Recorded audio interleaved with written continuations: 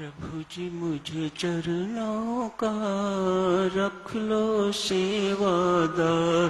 प्रभु जी मुझे चरणों का रख लो सेवादार। प्रभु जी मुझे चरणों का रख लो सेवादार। प्रभु जी मुझे चरणों का रख लो सेवादार। प्रभु जी मुझे चरणों का रख लो सेवादार। प्रभु जी मुझे चरणों का रख लो सेवादार। प्रभु जी मुझे चरणों का रख लो सेवादार। प्रभु जी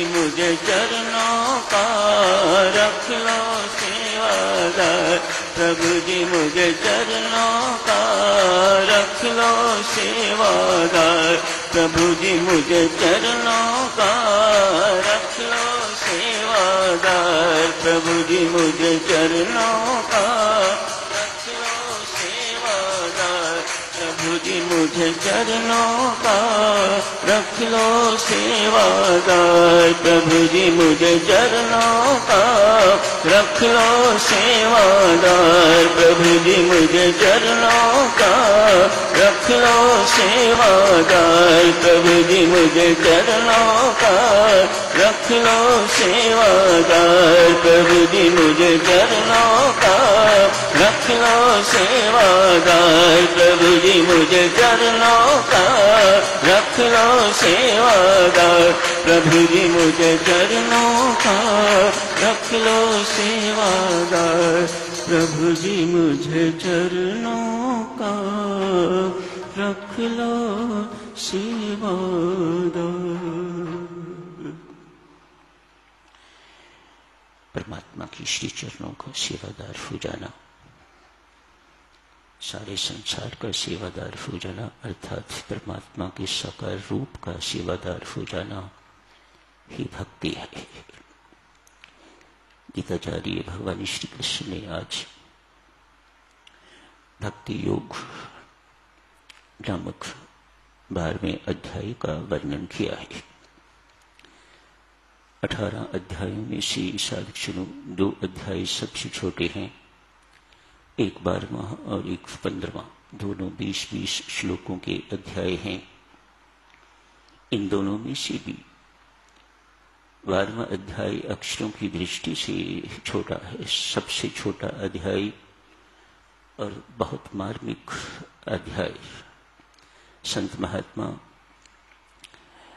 व्याख्याकार ठोक विजा की कहते हैं, जो इस अध्याय में वर्णन किया गया है, जो साधक अपने जीवन में आंशिक रूप से भी उसे उतार लेता है तो उसका उद्धार होके रहेगा।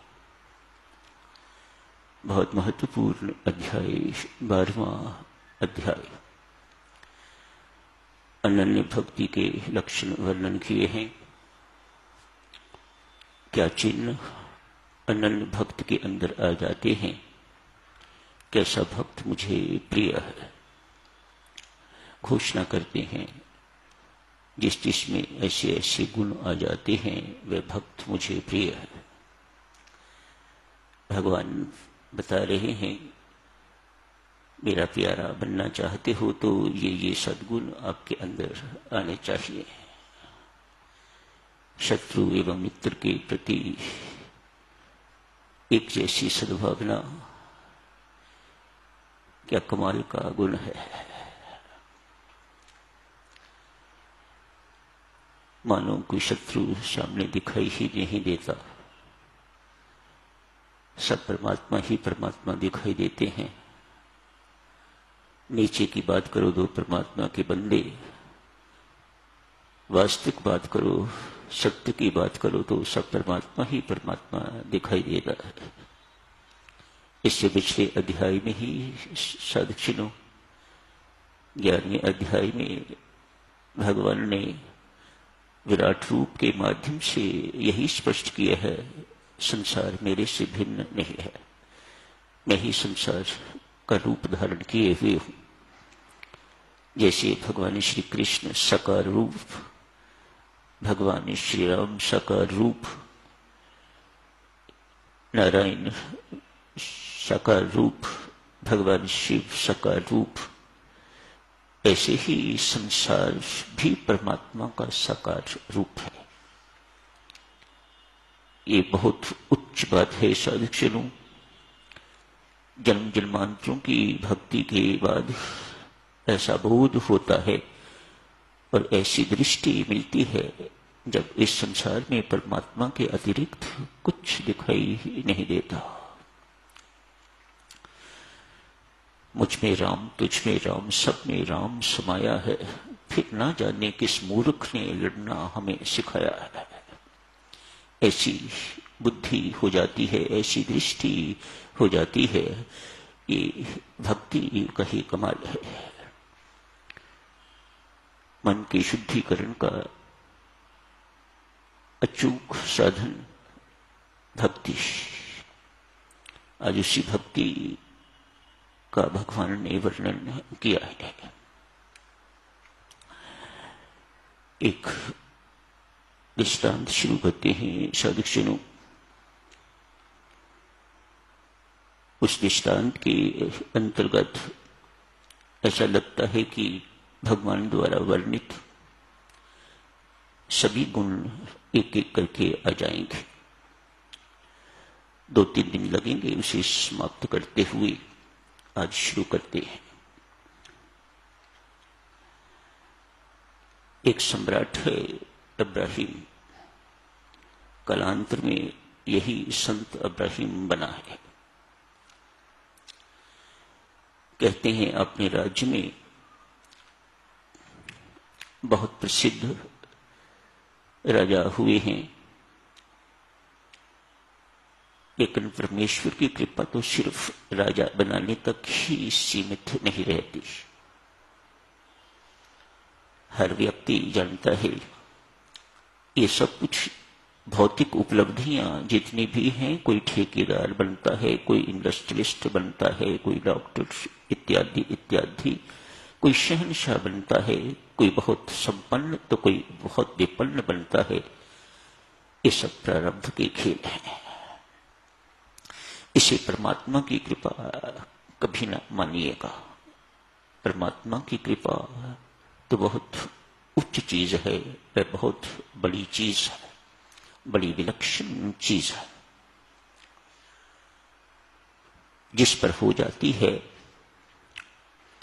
श्रीमद् भागवत कहते हैं, जिस पर मैं कृपा करता हूं सबसे पहले उसका धन छीनता हूं, मानो उसकी संपन्नता छीनता हूं, मानो उसके अंदर से पहले मैं संसारिकता निकलता हूं तो फिर उसके अंदर मैं अपने आप को भर देता हूं। अभी तो हम फुल हैं, उस संसारिकता से इतने फुल हैं कि हमारे भीतर परमेश्वर के लिए किसी प्रकार का कोई स्थान नहीं है। We have no room for him. इतना कूड़ा करकट हमने अपने अंदर भर रखा हुआ है। संसार का मोह ममता इतनी फैला रखी हुई है कि यहां पर परमात्मा के प्रति मोह के लिए कोई गुंजाइश नहीं है, परमात्मा के प्रति प्रीति की कोई गुंजाइश नहीं है। इब्राहिम 1.25 मन फूल की शैया पर सोता है। समझिएगा कि 50 किलो फूल हुए आज के हिसाब किताब से।